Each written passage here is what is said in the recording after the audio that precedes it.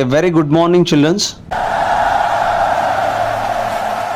ಪ್ರೀತಿಯ ವಿದ್ಯಾರ್ಥಿಗಳೇ, ನಾವೆಲ್ಲರೂ ಕೂಡ ಈ ದಿನ ಶಾಲಾ ವಾಹನ ಸುರಕ್ಷತೆಯ ಬಗ್ಗೆ ಒಂದಿಷ್ಟು ಮಾಹಿತಿಯನ್ನು ತಿಳ್ಕೊಳ್ಳೋಣ. ಮಕ್ಕಳೇ, ಶಾಲಾ ವಾಹನವನ್ನು ಹತ್ತುವಾಗಲಿ ಅಥವಾ ಇಳಿಯುವಾಗಲಿ ಭಾಳಷ್ಟು ಮುಂಜಾಗ್ರತೆಯನ್ನು ವಹಿಸಬೇಕಾಗ್ತದೆ. ವ್ಯಾನ್ ಸಂಪೂರ್ಣವಾಗಿ ನಿಂತ ನಂತರವೇ ನೀವು ಇಳಿಬೇಕಾಗ್ತದೆ. ಇಳಿಯುವಾಗ ತಳ್ಳಾಡೋದು, ಹಿಂದೆ ಮುಂದೆ ನೋಡದೆ ಓಡೋಗೋದು ಅಥವಾ ನಿಮ್ಮ ಎರಡೂ ಬದಿನಲ್ಲಿ ವಾಹನಗಳು ಯಾವುದಾದ್ರೂ ಬರ್ತಾ ಇದೆಯಾ ಅನ್ನೋದನ್ನು ಗಮನಿಸದೆ ಹಿಂದೆ ಮುಂದೆ ನೋಡ್ದೇನೆ ಅವಸರದಲ್ಲಿ ಓಡೋಗೋದನ್ನು ಮೊದಲು ತಪ್ಪಿಸ್ಬೇಕು. ಎರಡೂ ಬದಿಯಿಂದಲೂ ಎಲ್ಲ ವೆಹಿಕಲ್ಸ್ಗಳು ಮುಂದೆ ಹೋದ ನಂತರ ನೀವು ನಿಧಾನವಾಗಿ ಲೈನಲ್ಲಿ ನಿಮ್ಮ ಮನೆಗೆ ಹೋಗಬೇಕಾಗ್ತದೆ. ಇನ್ನು ವಾಹನ ಚಲಿಸುತ್ತಿರುವಾಗ ನಿಮ್ಮ ಆಸನದಲ್ಲೇ ನೀವು ಶಾಂತವಾಗಿ ಕುಳಿತುಕೊಳ್ಬೇಕು. ಅದನ್ನು ಹೊರತುಪಡಿಸಿ ಕಿಟಕಿಯಿಂದ ಕೈ ಹಾಕೋದು, ತಲೆ ಹಾಕೋದು ಅಥವಾ ದೇಹದ ಯಾವುದೇ ಭಾಗವನ್ನಾಗಲಿ ಸಂಪೂರ್ಣವಾಗಿ ಹೊರಗಡೆ ಹಾಕೋದನ್ನು ಮೊದಲು ನಿಲ್ಲಿಸಬೇಕು.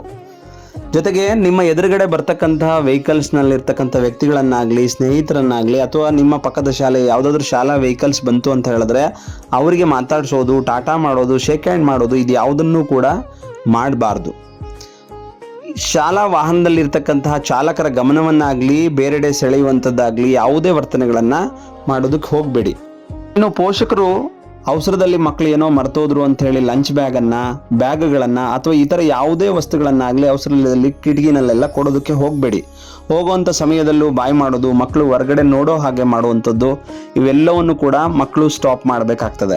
ಒಬ್ಬ ಮಗುವಿನ ಶಿಕ್ಷಣ ಎಷ್ಟು ಮುಖ್ಯವೋ ಅಷ್ಟೇ ಮುಖ್ಯ ಅದರ ಸುರಕ್ಷಿತ ಪ್ರಯಾಣವೂ ಕೂಡ. ಪ್ರತಿಯೊಬ್ಬ ಮಗು ಪ್ರತಿದಿನ ಸುರಕ್ಷಿತವಾಗಿ ಶಾಲೆಗೆ ಬಂದು ಹೋಗಲಿಕ್ಕೆ ನಮ್ಮೆಲ್ಲರ ಜವಾಬ್ದಾರಿ ಭಾಳಷ್ಟು ಮುಖ್ಯ. ಈ ಜವಾಬ್ದಾರಿ ಶಾಲೆಯೊಂದರದ್ದಲ್ಲ. ಪೋಷಕರು, ವಿದ್ಯಾರ್ಥಿಗಳು, ವಾಹನ ಚಾಲಕರು, ಸಹಾಯಕರು ಹಾಗೂ ಶಾಲೆಯ ಎಲ್ಲ ಸಿಬ್ಬಂದಿಗಳ ಕರ್ತವ್ಯವೂ ಕೂಡ. ನಿಮ್ಮ ತಾಳ್ಮೆ, ಕಾಳಜಿ ಮತ್ತು ಜವಾಬ್ದಾರಿತವಾದಂತಹ ಸೇವೆ ಮಕ್ಕಳ ಸುರಕ್ಷಿತ ಭವಿಷ್ಯವನ್ನು ರೂಪಿಸ್ತದೆ. ಸುರಕ್ಷತೆ ಎನ್ನುವುದು ಕೇವಲ ನಿಯಮವಲ್ಲ, ಅದು ನಮ್ಮ ಸಂಸ್ಕಾರ.